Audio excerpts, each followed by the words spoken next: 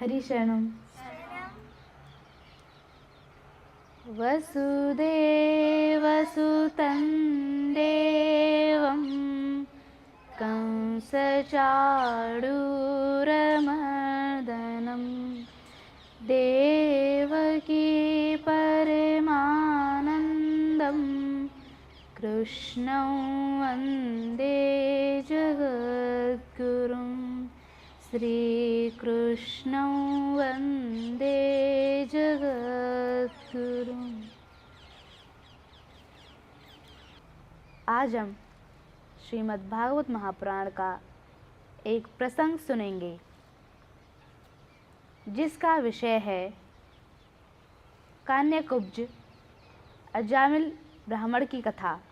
कान्यकुब्ज नगर यानी कन्नौज में एक ब्राह्मण रहता था जिसका नाम अजामिल था।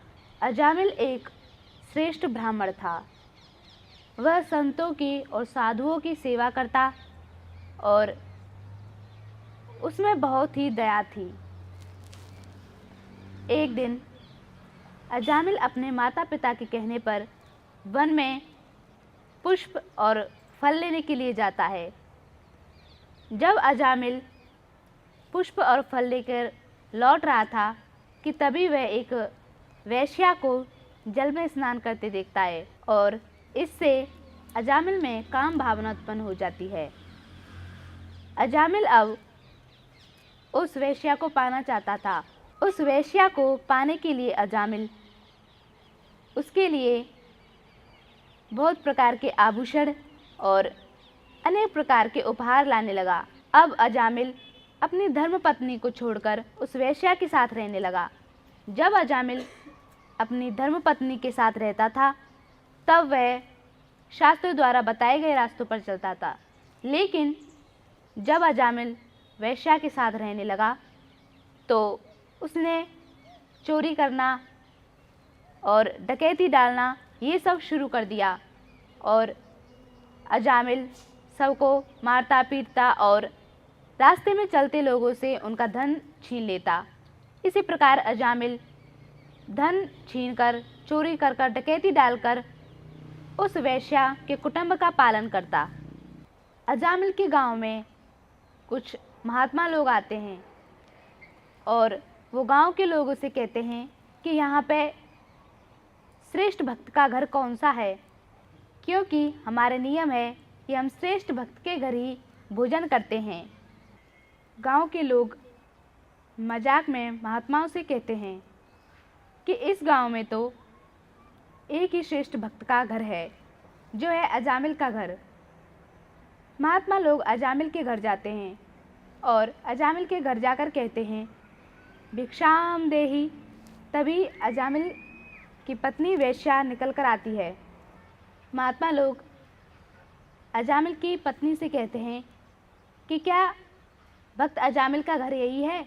तो वेश्या कहती है कि अजामिल का घर तो यही है, लेकिन यह नहीं पता कि अजामिल भक्त कब से बन गया। अजामिल की पत्नी महात्माओं में कई बूढ़े संतों को देखकर कहती है कि आप में कई बूढ़े संत हैं, तो आप अब इस अंधेरी रात में कहाँ जाएंगे? तो इसलिए आप इस वट वृक्ष के नीचे बैठें और आपको भोजन बनाने के लिए जो सामग्री चाहिए वह मैं उपलब्ध करती हूँ। इसके बाद महात्मा लोग उस वट वृक्ष के नीचे बैठ जाते हैं और अजामिल की पत्नी वेश्या जो भी भोजन के लिए सामग्री महात्माओं को चाहिए थी वो उनको दे देती है और महात्मा लोग अपना भोजन बनाकर आनंद से पाते हैं और भोजन पाकर वो कीर्तन करते हैं। बहुत रात हो जाती है, तभी अजामिल अपने घर आता है और वह महात्माओं को देखकर बहुत क्रोधित हो जाता है और कहता है कि आपकी हिम्मत कैसे हुई यहाँ पर आने की, और आपको पता नहीं है कि ये अजामिल का घर है? कि तभी अजामिल की आवाज़ सुनकर उसकी पत्नी वेश्या बाहर निकल कर आती है और कहती है कि आप इतना क्रोध क्यों कर रहे हैं और आप महात्माओं से इस तरह से बात कर रहे हैं? आपको पता नहीं है कि महात्माओं से किस तरह से बात की जाती है? कि तभी अजामिल कहते हैं, हे देवी, तुम क्रोधित क्यों होती हो? और तुमने रोका है तो कोई बात नहीं, फिर जब महात्मा लोग अजामिल के घर से जाने लगते हैं तब वो कहते हैं कि देखो अजामिल, हमारा यह नियम है कि हम जिस भक्त के घर पर भोजन करते हैं तो हम उससे दक्षिणा जरूर लेते हैं, तो तुम हमें दक्षिणा में क्या दोगे? तो अजामिल कहता है कि मैंने आपसे आपके सामान, आपका चिमटा आदि नहीं छुड़ाया, यही आपकी बहुत बड़ी दक्षिणा है, अब बस आप यहाँ से चले जाइए। तो इस बात पर महात्मा लोग क्रोध नहीं करते और बहुत शांत स्वभाव से कहते हैं कि तुम्हारी कितनी संतान हैं? तो अजामिल बोलता है कि मेरे 9 संतान हैं और एक अभी गर्भ में है। तो इस बात पर उनमें से एक श्रेष्ठ और बूढ़े महात्मा कहते हैं कि अजामिल, हमारी यही दक्षिणा है कि तुम्हारा जो पुत्र होगा उसका नाम तुम नारायण रख देना। अजामिल इस बात पर कहते हैं कि अभी बहुत समय है, जब होगा तब देखा जाएगा।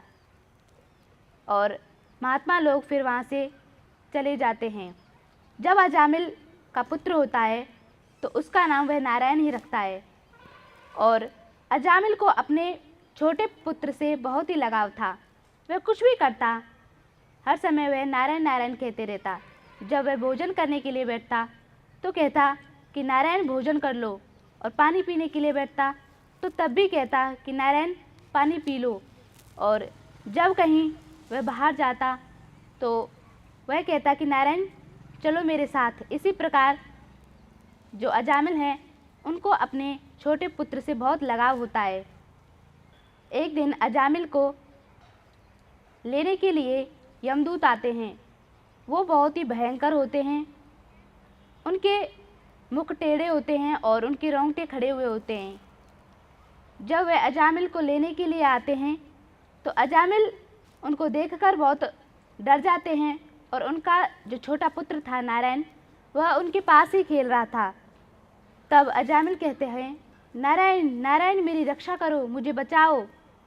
भगवान विष्णु के पार्षद जब अजामिल की इस ध्वनि को सुनते हैं तो वो वहाँ पर तुरंत ही चले आते हैं और यमराज के दूत कहते हैं कि तुम कौन हो और इस पाप अजामिल को नरक में ले जाने से हमें क्यों रोक रहे हो? तब भगवान विष्णु के पार्षद कहते हैं कि यह दुष्ट नहीं है, क्योंकि इसने अपने अंतिम समय में हमारे भगवान, हमारे श्री हरि का नाम लिया है। इस बात पर यमराज के दूत कहते हैं कि इसने तुम्हारे भगवान का नाम नहीं, इसने अपने पुत्र का नाम लिया था। इस बात पर भगवान विष्णु के पार्षद कहते हैं कि चाहे इसने अपने पुत्र का नाम लिया हो, लेकिन ये हमारे प्रभु का नाम है। चाहे कोई भी किसी के अपने पड़ोसी का या अपने पुत्र या कोई किसी का भी नाम ले, लेकिन अगर वो प्रभु का नाम हो तो हम उसे अपने प्रभु का ही नाम जानेंगे। एक तो इसने हमारे प्रभु का नाम लिया और वो भी अंतिम क्षण में लिया, और अंतिम क्षण में जो हमारे प्रभु का नाम ले वो प्रभु के धाम ही जाता है। भगवान श्री कृष्ण गीता जी में कहते हैं, अंत काले च मामेव स्मरन् मुक्त्वा कलेवरम यह प्रयाति समद्भावम याति नास्त्यत्र संशय। हे अर्जुन, जो अपने अंतिम क्षण में मुझ परमेश्वर को भजता है, मेरा ध्यान करता है, वह मेरे ही परम धाम को प्राप्त होता है। जब अजामिल भगवान विष्णु के पार्षदों और यमदूतों के इस सारे वार्तालाप को सुन रहा था, यमदूत वहाँ से चले जाते हैं और भगवान विष्णु के पार्षद भी चले जाते हैं। फिर अजामिल को अपने ऊपर बहुत पश्चाताप होता है।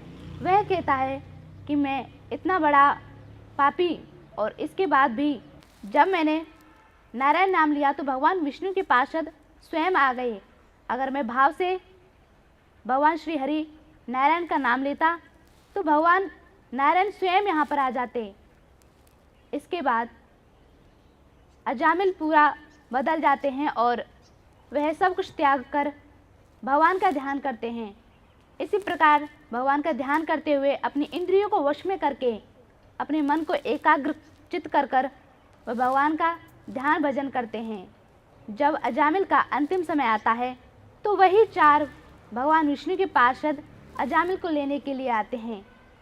अजामिल उनको प्रणाम करते हैं और उन्हीं भगवान विष्णु के पार्षदों जैसा अपना स्वरूप धारण कर वह भगवान विष्णु के धाम चले जाते हैं। भगवान का अपनी मृत्यु के अंतिम क्षण में नाम लेने से भगवान के परम धाम चले जाते हैं, लेकिन यह इतना सरल नहीं है। हमें भगवान का नाम जपते रहना चाहिए, जिससे हमें अपने अंतिम क्षण में भगवान की स्मृति हो, भगवान का स्मरण हो और हम उन्हीं का ध्यान करें, जिससे हम भगवान श्री नारायण के परम धाम जाएं। हरि शरणम।